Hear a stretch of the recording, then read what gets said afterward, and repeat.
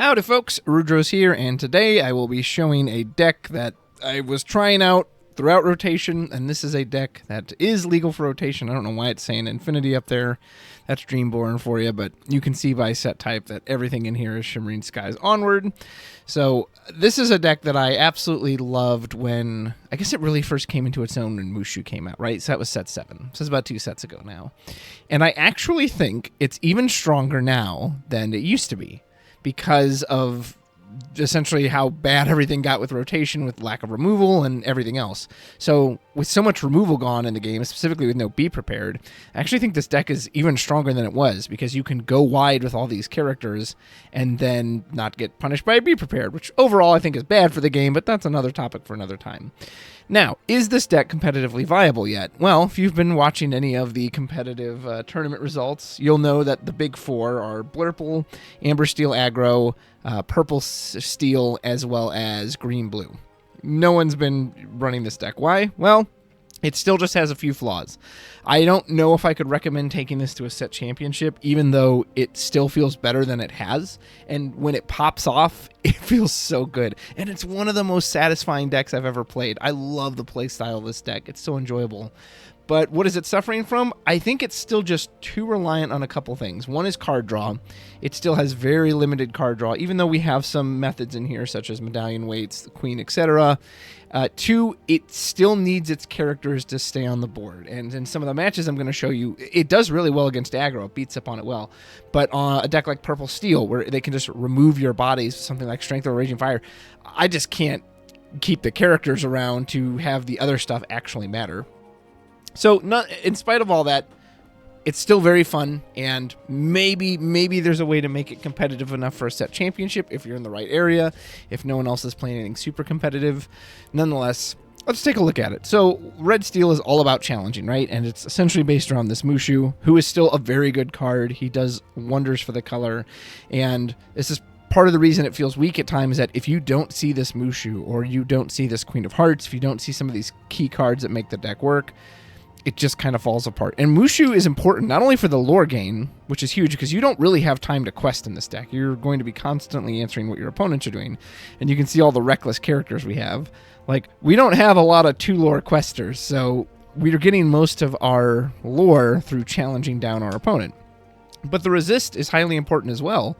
A card like Li Shang, which I've come to really value in this deck, if he is taking 2 damage every time he's attacking, or if he goes into like Calhoun and just gets whacked, then yeah, it doesn't matter. You need that resist to keep him around, to keep him challenging over and over and over again. So speaking of which, let's talk about the main cards that are in here for challenging purposes. You've got to have Mushu. That's the whole point of the deck. I think you must have 4 Queen of Hearts. Card draw, it's a great way to get card draw. I think you need ways to challenge ready characters, and originally I had tried a card like Arthur, so that way you can challenge ready characters, but without the shift line, it felt insanely slow. It was uninkable. There's too many cards in here that are uninkable, so I think the best way to challenge ready characters are through Mulan and Li Shang. Mulan, of course, gives you a shift target for the triple shot Mulan, or even the Imperial General, which is nice. It's a bit unfortunately she has to attack, but she can hit evasives too, which is very nice, especially in a very evasive heavy meta. And Li Shang. Li Shang is probably my favorite card I want to see come down on turn 3, because it's surprisingly good into a deck like Green Blue, because they're trying to leave that Clarabelle up, and they're not going to exert it. So Li Shang just says, well, I don't care. I'm going to come in and bop it on the nose anyway. So you need cards that can challenge ready characters, or you need to bait them into turning sideways. Well, how do you do that? I actually think aggro works very well in this deck. It's unfortunate the willpower is so low, and you will absolutely feel that. But if your opponent is trying to, okay, well, I just won't exert, I'll just wait, get a bunch of characters on my board, I know there's no Be Prepared, and then I'll just go to 20 in one big turn. You drop something like Agrabah and say, all right, well, I'll just gain some lore while you're doing that as well, and eventually you're going to have to run into this thing to stop me. So I found that to be very effective. Some other fun cards. Genie is essentially in here just to deal with evasives. Denahi is just a good beater. You're going to need good beaters. Doc, absolutely need card draw. You might be thinking, well, why not run a full 4 doc? And you can, if you find it more effective. One, I very rarely try to go above 12 uninkables, especially in a deck that can't really get around them. Like, we don't have a TPO to put them into our inkwell. Yeah, we have some filter with Mulan to get rid of them. And I just found with 4 doc, maybe it was just bad luck on my part, I would always draw multiple docks, and then I don't get to end up using them, whereas with 3, it's a little more controlled, and we do have other forms of card draw. We're not just relying on dock, such as Queen of Hearts. Anytime one of our character challenges, we're going to get to draw a card. That can be a really nice surprise turn when you drop Mulan on 4, drop Queen of Hearts behind her, suddenly she's getting a card draw off of her banish. We also have the medallion weights. Luckily, we've got this item. It's pretty nice. 2 attack is nothing to be scoffed at, and it gives you a card draw effect, which does stack. So that's very good too. I also think Ruby Chromacon's pretty important here. Sometimes medallion weights is expensive, that if it's turn 5, you need to spend that 5 ink on the queen. And then sometimes you don't have quite enough attack to finish something off, whereas the Ruby Chromacon's free boost is very helpful. Strength is one of the only playable songs left post-rotation, so we have this just to take out some of those characters that we need to get rid of, even if we can't always challenge them, and we're ready. Light the Fuse. Man, I'll be honest. There are times that I wish Light the Fuse was actually Fire the Cannons. It's kind of crazy to me how over-designed this card is. So it has the exact same cost, and it's uninkable just like Fire the Cannons. Cannons will always do 2 damage no matter what. Fuse only exceeds cannons if you have 3, count them, 3 or more exerted characters in play. So you have to get to 3 characters, have them all be exerted. And again, if they have nothing to challenge, some of these characters are reckless. They can't just naturally exert themselves. I've been in situations where I have a Gaston, a Denahi, and they have nothing to, and they won't exert anything. And so I have a Light the Fuse. It's going to do no damage. So there are times, and I wonder if it's correct to take out Light the Fuse and just go with cannons. It's just more consistent. However, every 5 games or so, I'll get that situation where it'll pop off for 4 damage. And it was a crucial, like, oh, I got rid of that genie that I couldn't challenge because he was evasive. So it's been good enough that I've kept it around. But there are times I've often wondered, I think it's better to just run cannon. So I will leave that to you in your testing. I'll be honest, Shark was a last-minute addition to this just because he's Shark and he's always good. You're going to see in some of the matches I'll show you that Shark's not in there because I wasn't testing him. And you'll see some other cards that I were testing that just didn't really pan out. Mulan is incredible when you can shift her. Even if you can't shift her, she's very slow to just play on 6. But with the boosts of Chromacon and Medallion Weights, she can still threaten a pretty lethal board wipe. This Mulan, you could probably take this out for something else. It's fun when it goes off, but it's so rare. You always picture, oh, I'm going to get this turn where I shift her in, and then she challenges the one evasive, and then all the other characters can challenge. That doesn't line up. You can easily make this something else. I just don't know what it would be. Same with this Mushu. Same dreams, right? Oh, it's going to be great. I'll drop him on 6, and then anything I play after that immediately goes in, can hit their evasives, and they'll get the other Mushu boost. Incredible. It just doesn't line up. This card is almost always ink. You're kind of living in fantasy land if you expect to consistently get this. So you could try to turn it into something else, but at least it's ink. And on occasion, his 2 lore is nice. And again, on those very rare occasions, he does line up, and it feels so good when it does. You just can't count on it. Other than that, just some 1-drops for challenging. Mulan helps us shift, also helps us scry a little. Gaston's really good at taking out something like an opposing Daisy Duck. I think those are all the cards. Let me show you what the deck looks like in action. As a reminder, these are against the ink table AI, which does not always make great decisions, but it's just a good way to help you practice your own lines. But as always, take these matches and results with a grain of salt. You might have seen in that opening hand there before I mulliganed was the 5-cost Robin Hood, Sherwood Defender. I thought that card would be fantastic because he challenges, he banishes, he has the Calhoun effect, he gets lore right. You might not have seen Calhoun either, and mainly it was just for uninkable space is why she's not in here, but she's obviously a very good challenger, a good beater. Here you can see me using the Ruby Chromacons to bump up my 1 cost to take out the Daisy Duck, which now Li Shang is ready to put on a hurtin' as well. And this is an example of why I really like him. Get out Agrabah to get some passive lore. That way he can be the beater he needs to be. And the location will continue to get me lore. But yeah, so the Robin Hood without the shift line, I can't believe they didn't bring back the 1-cost one from Into the Inklands. He needs that shift line. Just playing him on 5 is so slow. When you're going against an aggro deck like this is my turn 5. I need something that affects the board immediately, like Mushu does here. Mushu, at least, it keeps my Li Shang protected. It gets me some lore to help catch up. This Queen of Hearts is going to immediately let me draw a card, even though they themselves are not doing anything the turn they go down. And look at that, Li Shang taking out Tiana before she can even exert. That feels darn good. even though they themselves are not affecting the board, their field effects allow them to still enable the board in some way, whereas Robin Hood just wasn't doing anything. So if they brought back his shift line, I'd probably see a bit more play for him. As you can see, these aggro decks go quite fast, so we have to go just as fast as well.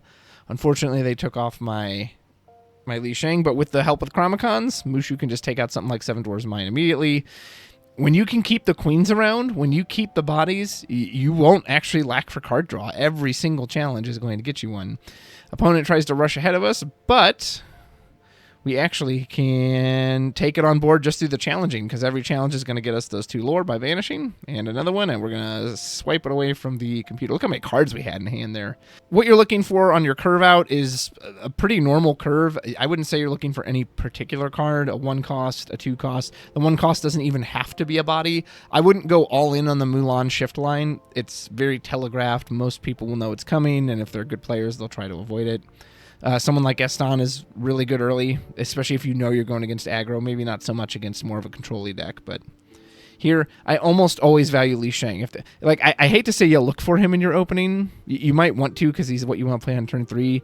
It's just difficult because you don't want to get too many uninkables in your hand. Dock is another good one. Some form of card draw, whether it's the Dock or the Medallion Weights. Here you can see I can use the Medallion Weights, power up the Li Shang, get a free draw. Gaston can power up with Ruby Chromicon and takes out the hamster, the super rhino. And man, you can just see, I know this is an aggro deck, and this is what it's designed to beat up on a deck like this. But when this deck can get going, and it can just kind of start feasting on this stuff, and you get your... So that was always an issue with Lorcana in general, and it still remains, is what I've always called the chase. One deck is usually chasing the other deck, and usually it's the deck that goes second is almost always chasing the deck that goes first. So you get in these situations where how do you ever quest to 20 lore on your own when you have to spend every turn exerting your characters to challenge? And what I've always loved about this deck is it's the only deck I've found that flips that on its head and says, no, actually, you win by challenging. Here, I need to be challenging these cards anyway because I'm going second, but I'm actually progressing to my own win condition by challenging the cards. I love that. I absolutely love that about this deck. There you can see that Light the Fuse it just was a Fire the Cannons. It did as much as an actual Fire the Cannons will do. Don't be afraid with the Medallion Weights, by the way, to sometimes just proc them, even if you don't need the extra damage. Li Shang, I think, already had damage there, so he didn't actually need the damage boost. But it's just card draw. It's extra card draw. And man, he puts in so much work against a card like Tiana here that, hey, I've got to be exerted to use my effect. Li Fang. He should have a big Li Fang. Li Shang just says, nah, I'm just going to come in and use that Li Fang and just bite you on the neck and knock you out. This deck's so fun. It's the most fun I've had. It's very frustrating when it gets kind of bopped by some of the bigger decks, but especially if you're in an area with a lot of aggro, maybe this is something you could try. I have found it to be very effective against aggro. Sometimes if they have the super start, not much you can do about that, but...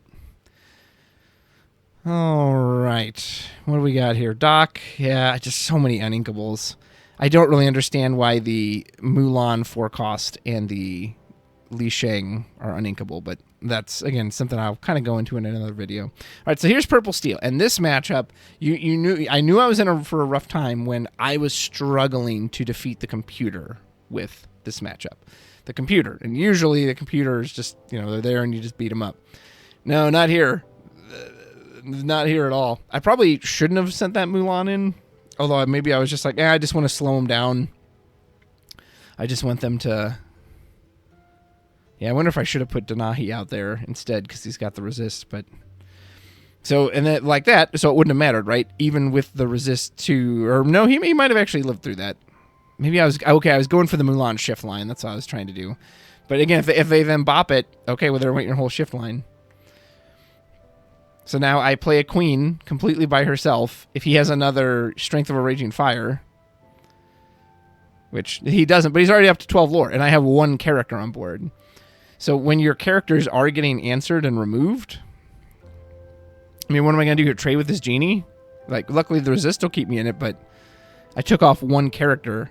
Yeah, you have to be answering turn after turn after turn, and this deck gave me so much trouble. The Calhoun just punishes me for going sideways anyway.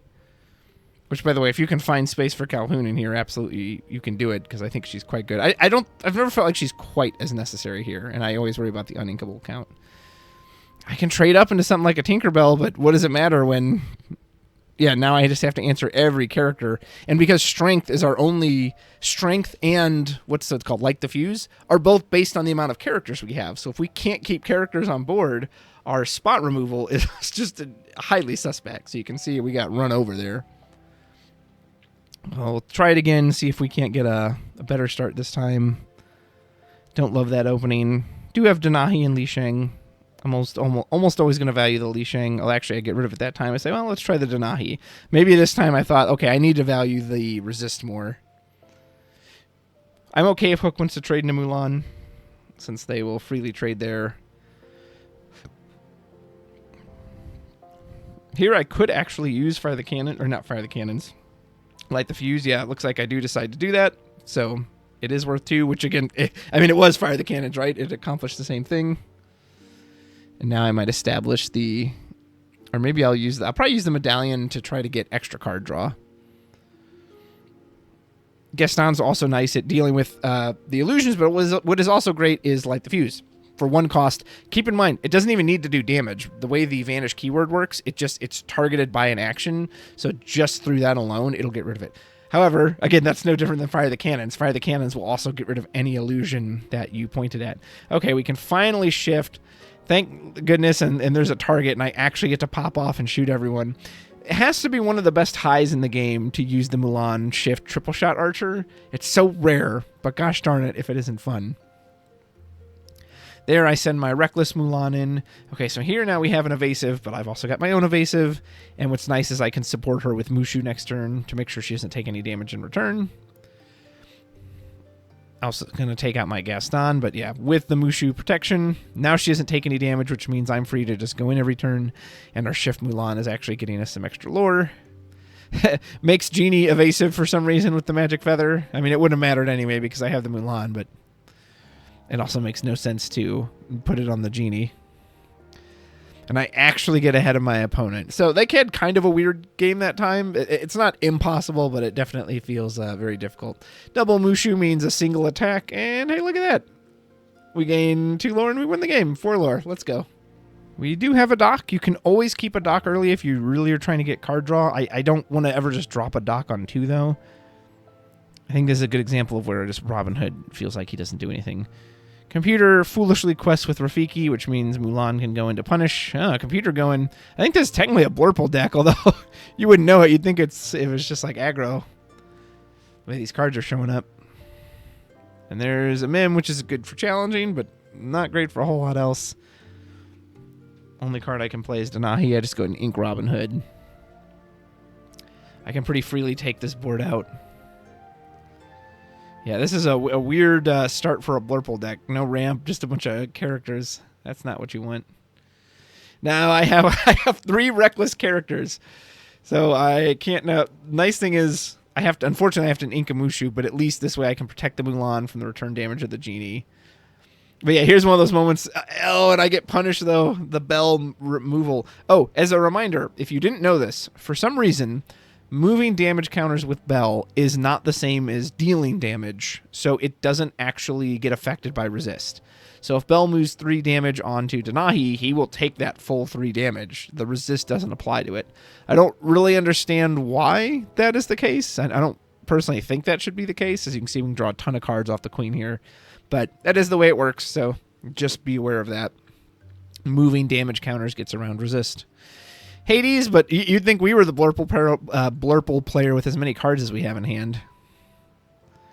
At this point, I can kind of do whatever I want. So here's kind of a weird thing. The Mulan will have to go into the Hades here because she can target ready characters. So because of that, she's going to take herself out, but I just go ahead and set up Sing to finish him off. Keep our opponent in top deck mode, and yeah, a single Royal Guard is nothing to sneeze at. Here, our Mulan gets to draw 3 cards from a challenge. Oh my goodness. And this deck is so satisfying when it works. A 3 free card draw off a challenge? Yeah, I don't mind if I do. You'd think we were playing Finders Keepers. Look at me all the way up to 10 ink.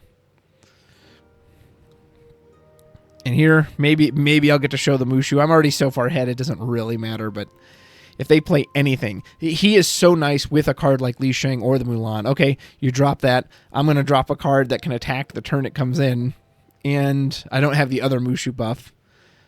But yeah, so both of my attackers can go in the turn they come in.